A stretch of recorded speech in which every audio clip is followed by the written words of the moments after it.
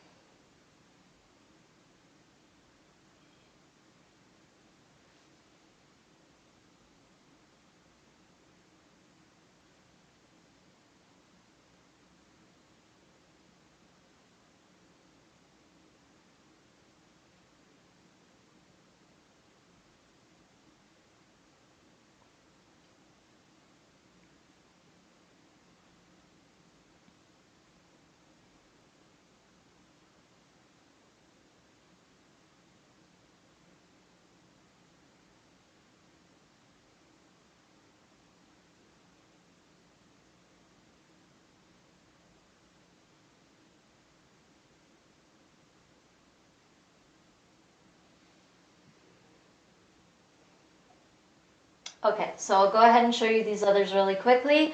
So zoisite has to do with trusting the universe, trusting the divine flow, everything will work out, and basically that the universe works on your behalf. And then I have here my peacock ore. So this corresponds with all of the different chakras. As you can see, it has a lot of different colors in it. So it has to do basically with aligning your chakras, clearing them, getting them working adequately and all that stuff. When it's with zoisite here, having to do with trust, it feels like as we're trusting and as we're letting go, we're removing things that block us and keep us from moving forward, and also that keep our chakras blocked as well. Okay, so the two that I pulled for you, so this is my sunstone, and this is, I always say it's also a sacral and a root chakra stone, but it mainly corresponds with the solar plexus. So it has to do with ambition. It also has to do with things like joy, being spontaneous, and just having kind of a higher emotion. It also feels like this momentum, this idea of momentum and kind of charging forward. That definitely has to do with the solar plexus as well. And the solar plexus charges all of the different chakras.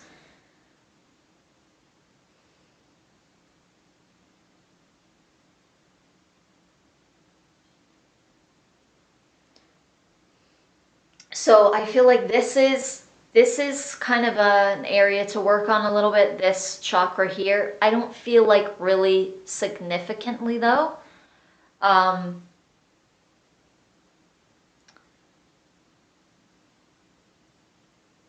Significantly enough for your guides to be pointing it out. Obviously, any of our chakras could use some work. But this one, it is significant enough for your guides to be pointing it out. But at the same time, I don't feel like it's really this like massive block. Mainly it feels like a little bit of an insecurity, self-doubt, and things of that nature. But at the same time, it doesn't feel really massive. It doesn't feel like it's really taken hold at the same time. You definitely have a sense of yourself.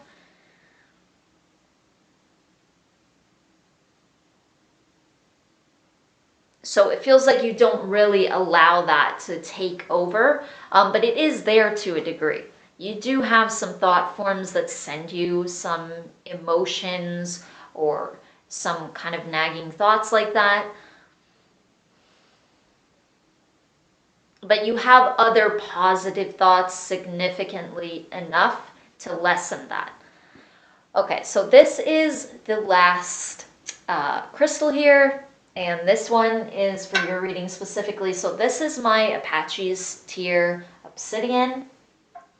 So that has to do with deflecting negative energies coming towards us, thoughts, emotions, and just energy in general, deflecting it, clearing our auric space.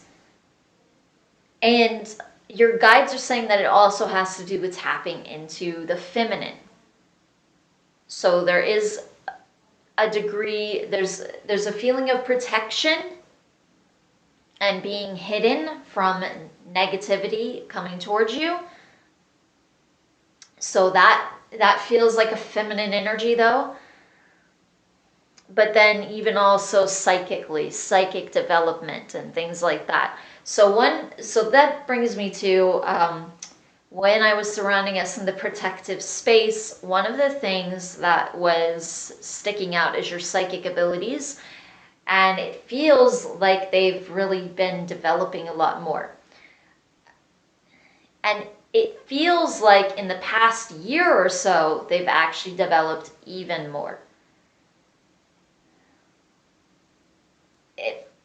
There's a feeling from your guides, almost like a lot of people, they have psychic abilities when they are a kid, and then they tend to kind of lose them. But in your case, it doesn't really feel that way. It feels like you always kind of used them as they were needed and you kept them intact. You don't necessarily use them 24/7, like where you're giving readings like I am or something like this. So it also feels like you may not even always be aware of the fact that you are using them, but this is just like a very normal ability for you. This is just very normal and natural for you to do, to be very intuitive throughout your day and just the way that you're living your life, and to be very connected to your guides and their suggestions, even if you don't always even know that consciously, that sometimes you do.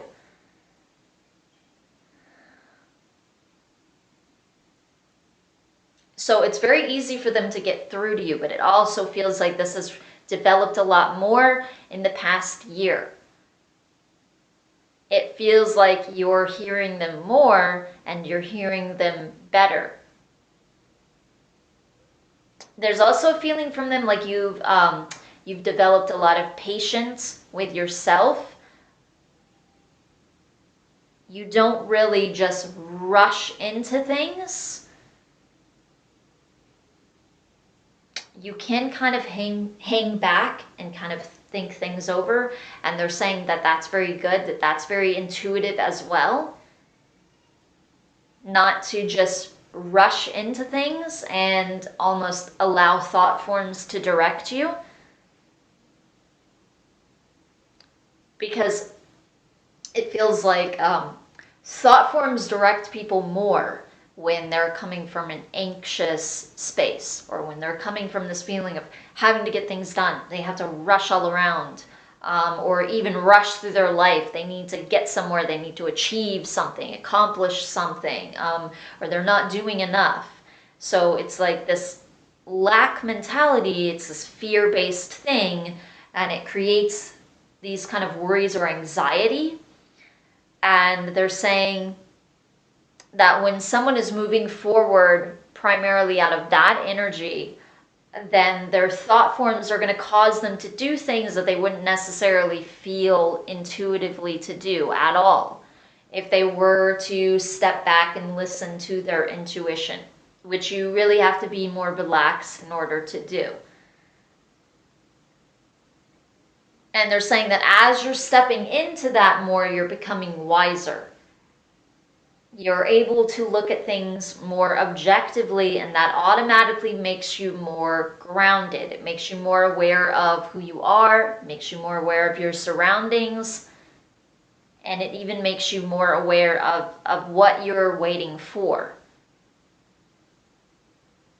Even if you don't know consciously what all of those things are yet, until you get to them, at the same time, the more you listen to your intuition, the more you're guided and the more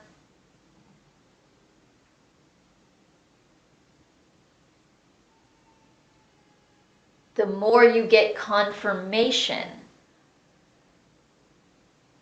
and it becomes more valid to you what your intuition is saying or what your guides have been suggesting.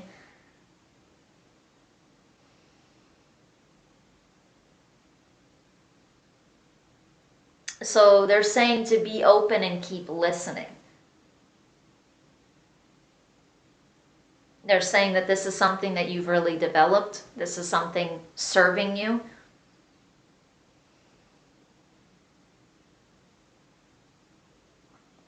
They're also saying to be cautious of people who are moving forward out of an anxious energy and who aren't really paying attention to their intuitive self or to their guides. And they're also saying that someone cannot believe in their guides, and they can actually be listening to them rather well, even if they don't believe in them. They can be listening to their intuition, even if they don't believe that they have it. Or if they don't believe like in intuition in general or psychic abilities in general. They can still have it to a degree and listen to it very well. And it will increase the more that they listen to it. But it feels like they don't even have to believe in it in order for it to be there. They're also saying that it really comes up mainly when it is needed.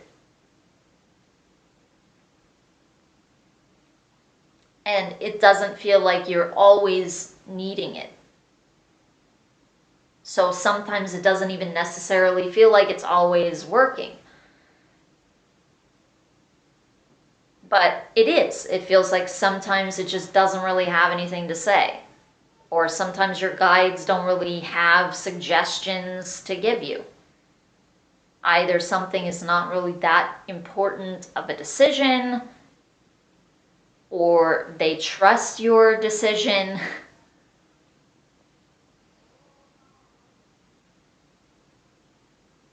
Or you're already moving in the right direction and you just need to continue and not deviate. They're saying that there's also something about logic, being logical. And they're saying that you're very good at that as well. So this is the kind of objectivity that they are talking about, that they were talking about before, that detachment gives you. You can be objective about things because you're not anxious and you're not feeling like you need to go all around and rush.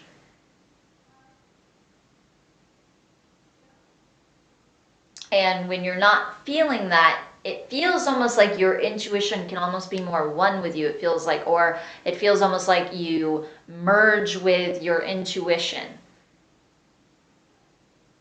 Like where it fills you more. It's like you enter that space more of your intuitive self, in a sense. When you are more on the vibration that it has to offer you. So it feels like your intuition feels calm in general. The calmer you are, the more relaxed you are, the more you give into your intuition, your intuitive self. And the more anxious you are, the more you're going to give into thought forms.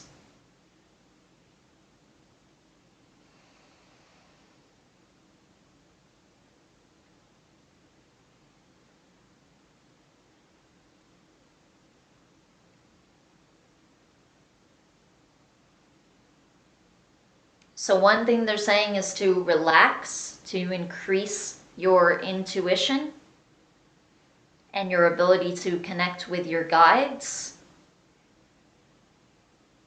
But they're also saying that because you're so relaxed, you have that. Because you don't just run around constantly in this rushed way, it doesn't mean that that's never there, or that you can never be a little anxious, but it feels like it's not primarily what you're operating out of or what you're feeling. So they're saying that you tend to feel yourself more than you feel your thought forms.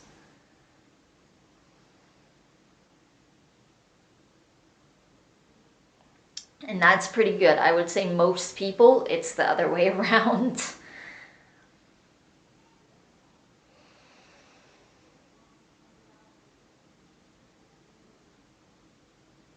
So there again is that level of wisdom, and you follow yourself and you follow your intuitive nudges.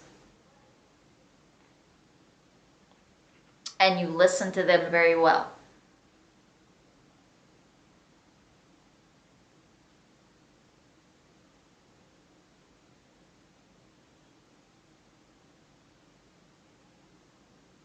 So I have a female guide coming up.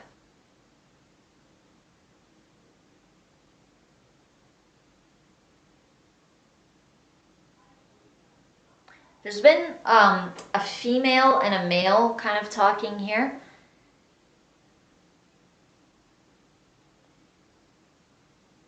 She's definitely connected to some kind of Lyran energy in some way. It feels like there's also something with Pleiades here, though. I'm not sure if that's her. I think maybe that is her.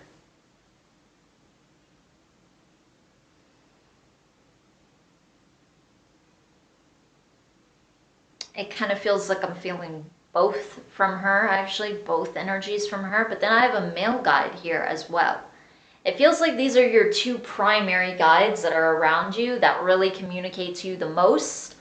And so you have like a small group of guides that are going to be around you all the time, working with you and everything, but it feels like everybody has that. Everybody has like two primary ones. Everybody that I've read anyway. So it doesn't seem like that's going to change anytime soon. Because I've read a lot of people. And it's always a female and a male too, always without fail. The only exception is once in a while I have just one primary guide and they always feel androgynous.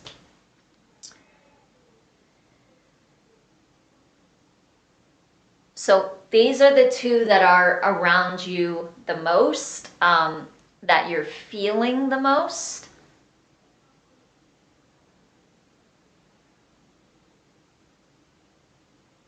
There's something with Orion coming in here as well.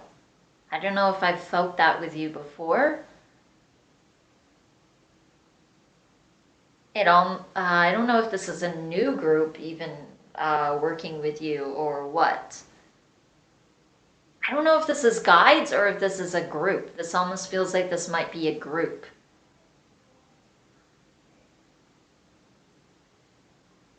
This feels like, this group feels like they're around you because of this stuff that your guides have been talking about. A lot of Orions, they tend to have that kind of mental thing that they were talking about, where they can kind of step back, look at things very objectively, be more logical when they need to, but still intuitively based. And it feels like you've attracted this group around you because of that. They're also doing something to do with healing. I don't know. Feels like they're... I don't know if this is only about healing you. It also kind of feels like your life in general. Like they send kind of healing energies in general. So this is not only like a physical or even emotional or mental thing. This feels like actually what you're manifesting. Feels like energies that are being placed around you. They feel like protective energies as well, but it also feels primarily like very healing energies, comforting energies. So it feels like they would want to help you manifest things that are going to help you to heal more, and almost feel healed by certain circumstances or situations or even people that you find yourself in, or that you end up meeting.